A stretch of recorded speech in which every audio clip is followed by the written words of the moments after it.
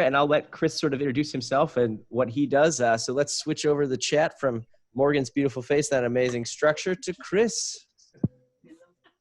Okay. Hey guys. Hey. Hello. What's going on? How's everyone tonight? Yeah, good. Doing well? Good. Yeah. Good. Well, yeah, I got a text from my friend Chris, who knows Morgan, saying that there's an Extinction Rebellion open mic going on. I thought I need to get down there and see what this is all about. So here I am with my slightly unnerving Buddha embedded in a banyan tree background. I thought I'd just do one poem, maybe two. We'll see how we go. Right. One of them is memorized, and it's kind of hip hop feel, vaguely. And the other one's Page. Yeah, it's an interesting time, isn't it? I feel like it's really good to kind of do unusual things and connect with people. Woo! I think the less concerned I get about sharing with people I barely know. So we'll see how this goes. So, poem called Emotion. I wrote it in the wake of a friend's death by suicide. And yeah, it's kind of about emotion, really, and about kind of using poetry to overcome difficult feelings. And it's whatever else you want it to be. So I'm going to just try and see if I can remember it for you. Everyone hear me? Yeah. Okay, it's called Emotion. I'm a wasp in the bottle of this chamber of rap, lost in the bottom of this deep seam of shame that I tap. Same old crap as I tussle with this future fossil of a tame old man. Is it love or life, the fear of death, the need to confess in this screed of the blessed? Is it the need to be freed from the flesh, or just a vestige of the cess? Is it the anger? Is it the wrath? Is it the chaturanga or the eightfold noble path? Man, you don't know the half, you don't know the graft, and it's cruel to ask, because I must have been through 40 drafts, and just when I think it's finished, it all falls apart, and now I'm left with what feels like a faulty task, and now I feel like a punk, and I'm sort of daft. So hip-hop's not a sport, it's meant to be a crafting. It's not plug and play straight out the carton. I know exactly what it's meant to me, because I turn to it when I get disheartened, because it gives me the intensity to fend off endless entropy and be open-hearted, because I can tend towards the fantasy and art, and I guess it's encoded in my ventrium striatum. I used to be a sort of a moody cloud and keep my feelings down and be truly cowed, and then I used to grab the lube and pound. I can't do that now. I have to self-soothe aloud, because now I know that my fears are allowed. I can show you these tears of a clown, because it's only when I dare to remove the shroud that I can move myself and maybe move the crowd. So most morning occasions, I sit in meditation. That's the elation, that's my devotion, that's my vocation, honoring these waves of emotion that arise and pass away like the waves of the ocean. And it's only these strange notions that help me stave off the moroseness, because you act as if I was a Freemason, and it's not kosher. But it's more like freebasing, because I keep lacing this track with what life you have to keep facing, because life doesn't unfold like the pages of a glossy brochure. So whether feelings are likable or loathsome, I'm never complacent. Whether in rapture, infatuation, or out of focus, I keep emoting until I'm doting, and keep the respiration nascent and precocious, and stay unfazed in the mire like a lotus in mindful osmosis, and transcend death's rattle and roll with this breath control, me and the beat in joyful symbiosis. And it's only when the beat hits I know what I'm feeling. Layers of denial, delusion, I'm peeling what I've been keeping pent up, concealed, self-deceiving. It's hip-hop therapy, man, it's healing. It's like saying a prayer without the kneeling. It's like going up in the air without the glass ceiling. Man, it's massively relieving, being positive and passionate like I'm asif and annealing. Yes, I concede it. When it's hungry, I've got to feed it because I need it. Nothing heinous, it's healthy, it's Ayurvedic. It goes all the way back to the Psalms, Suras and the Vedas. For the pious and the meek, the heathen, that's how I treat it. When I hear the call, I heed it. I mean this, I bleat this, I plead this like Keats did, on the heath did, answered. So when I'm seething, I'm weeping, I'm circular breathing, I'm heaving a fight aside these mealy-mouthed Egypts, because I seize it as I feel it. I feel it because I fear it might be forfeited. So when depleted, I simply rewind, replete it, replenish, replete it. Never Snapchat, delete it, I beseech it, I preach it like Chester P did, even though my knees are rapping, even though my knees are creaking as a rapper, I'm still teething, I'm on a steed inside, I'm leaping, I'm reaching my peaking like sleeping with a butter peak and bleak, and she's slow, sleek, I breed it, man, I fucking breed it. Man, I fucking bleed it. My abilities flow through my capillaries and these arteries. That's why it's so hard to see that it's a part of me. I might not be blowing up, but I feel like a martyr sea. So I lie down by the Bodhi tree like Siddhartha Ji. It's just the balm for me to calm all this volatility in my amygdala sea and the serotonin and dopamine that I've been loaned since I've been with my ex on the phone, feeling squeamish and prone with the pain and the dole of a Nina Simone when I know my self-esteem I disown, danger unseen like a drone, with its infrared beam, with its infrared bead, with its beam on my own. I can't be on my own because then the loneliness haunts and feeds on my own. Sometimes life doesn't seem so fair because those that care don't get it, those that don't get it don't care. I'm looking for a girl who's soft like mohair with the kindness and depth that nowadays seems so rare. Perhaps I failed the lesson.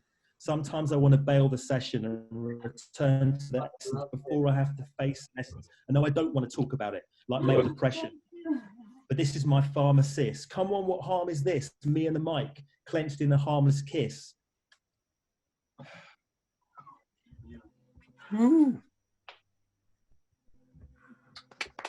Clenched, I haven't finished, sorry. Clenched in a harmless kiss.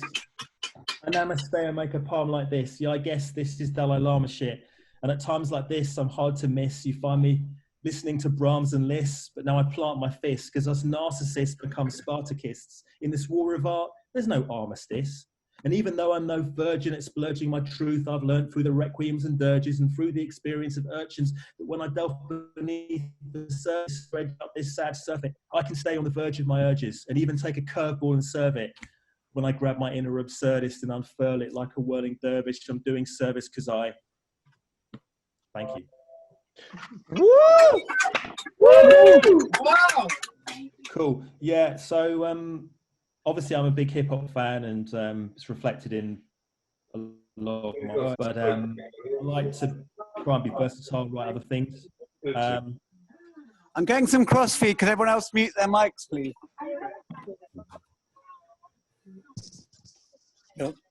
So yeah, I try and access another voice when I meditate.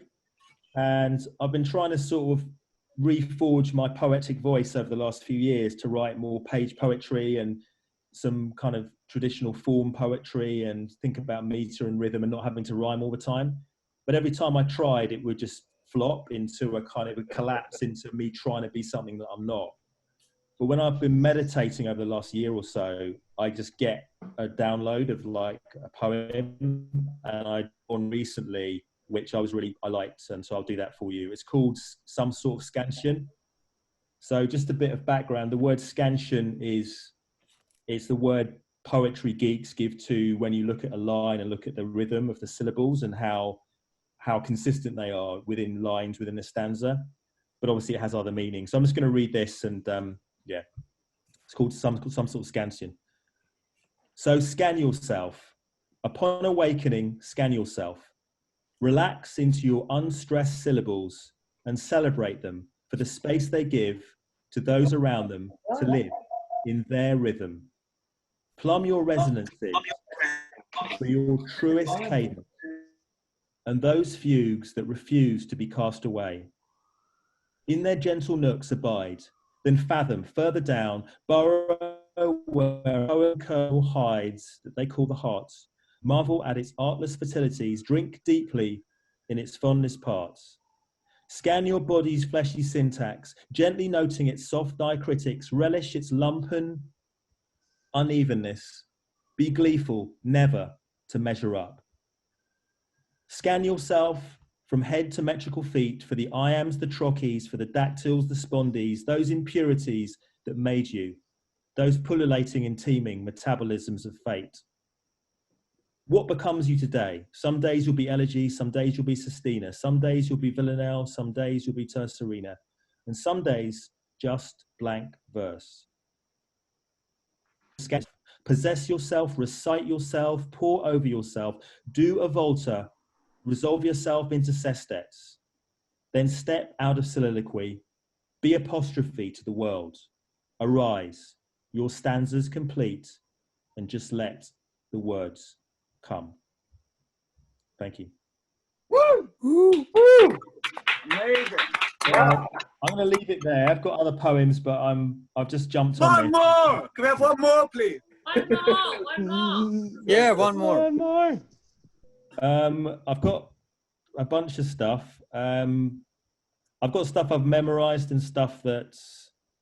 Well, actually, let me do Imaginary Millions because I think that might be the most appropriate. I can't... Again, this is one I've done to music. I've done with an amazing band. But let me just do it for you now. I was going to say, do you want I beatbox a little bit if you'd like a beat behind you. Oh shit, that was probably, thanks for the offer. No, that was probably for the first piece. This is a bit more like beatnik kind of 1960s Allen Ginsberg like. So it's not a steady beat. It's more of a jazz band. That's what I did. Awesome. Cool. Great. But I appreciate it. Definitely next time I'll be up for doing that. So it's called Imaginary Millions. Like my friend Javedi, big up Javed on the call, support you, mate. He's heard this a couple of times and he's back for more. So must be doing something right. So this goes out to all the artists out there, both artists who kill their work, that's brilliant, and they lose faith, they lose heart, and it's just to say, keep going with it, don't lose faith. And it's also that this is the time where artists are going to save the world. I really believe it. So Imaginary Millions, a piece of poetic futurology. This is for the imaginary millions to come. This is for the imaginary millions undone. This is for the imaginary millions to come. This is for the imaginary millions undone. This is for the quashed, the thwarted, the suppressed, the slaughtered, the promised but never delivered and thus defrauded, the unmourned, the unlauded, the prematurely aborted. This is the vehicle of your idea that left the station on that train of thought, but you'd never boarded. This is a requiem for those daydreams, your brainwaves unsung, for those jagged lines tapped out on phone, or maybe slyly into voicemails intoned, perhaps in the snatched seconds on your morning commute, before alighting at drudgery in a break from the humdrum. This is for your imaginary millions undone. For the moments that pass with a half-hearted, maybe I'll do it later, or cavalier, well, it never would have been any good anyway. Ideas suspended in animation, dismissed with a, oh, well, I know all well. It's only little old me and my amateurish utterings, quelled by squeamishness and self-condemnation. The clenchings and declensions where a spurt was dammed up, an impulse spurned, the vault slammed shut. The embryonic stirrings when you should have played sommelier, but you bottled it up. When you dismissed and distoned your offspring, made it a foundling, declared it a rump when you should have been bold, offered it fondness, and taken a punt. This is for all your forsaken daughters and unprodigal sons. Where do all these imaginary millions add up? Do they roam, botched and broken around a liminal space, teeming with frustrated monads and teary, hungry ghosts? Or suspended in a bardo state, meditating on the great unaccomplished songs and concept albums they might have become? Imprisoned in this nether region, waiting for safe passage to a reality they know they'll never see. These evanescent wisps of cherubim, unbaptized by your creativity, held in limbo by an original sin, your lack of belief, your unwillingness to reach within, to nurture your seed, your kin, when instead you deem them unworthy and reach for the bin. This is a prayer for all those imaginary millions undone.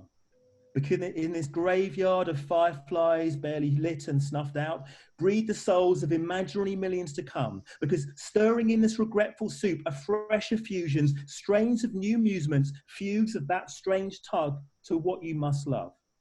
So to hell with prudence, forget that to-do list. To be infused is to be filled with God. To be infused is to be filled with God. What do we learn from the Sufis? Your art is a gift. It fills our deepest hunger, and self-doubt is hubris. Self-hate is hubris. Your inner censor is hubris. Everything is germination, gestation, and bringing forth. Everything is germination, gestation, and bringing forth. So let's do this. Eyes wide shut like Kubrick, because this is our shrine. It's a magical find, because every time someone steps up on this stage, they'll find, whether rough or refined, that their stage time makes the room more kind, consecrates it to the divine, makes it a plinth to their ambition and all our wishes to see them shine.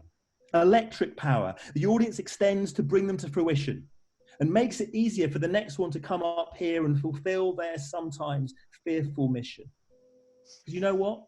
We're all perfectly imperfect up here. We're all perfectly imperfect up here. You all have a place up here on this stage staked out in advance. Your name is emblazoned up on the stage above Morgan's head. On stage is your perfection. Your unsteady gait as you walk up to the mic is your perfection. Your fiddling with the mic cord is your perfection. Your quivering lip is your perfection.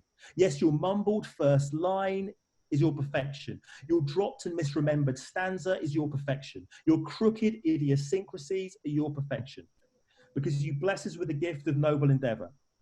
Because every new brave and sister or brother that comes up here is a new blooming individuality that helps us to fertilize and germinate, to help us to grow another.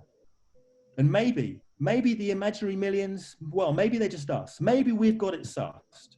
Because looking back and against all the odds, I think we'll have brought it off.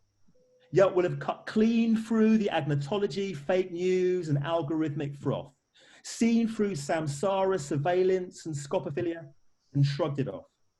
Because we're the cosmic race. We're coming, and we won't be warded off. That's right. We're the ones the Daily Mail warned you of. Artists are seers. Artists are the future. And the future is something all artists should love. So this is for the imaginary millions to come. This is for the imaginary millions to come. This is for the imaginary millions to come. Thank you. Whoa! Whoa! Whoa!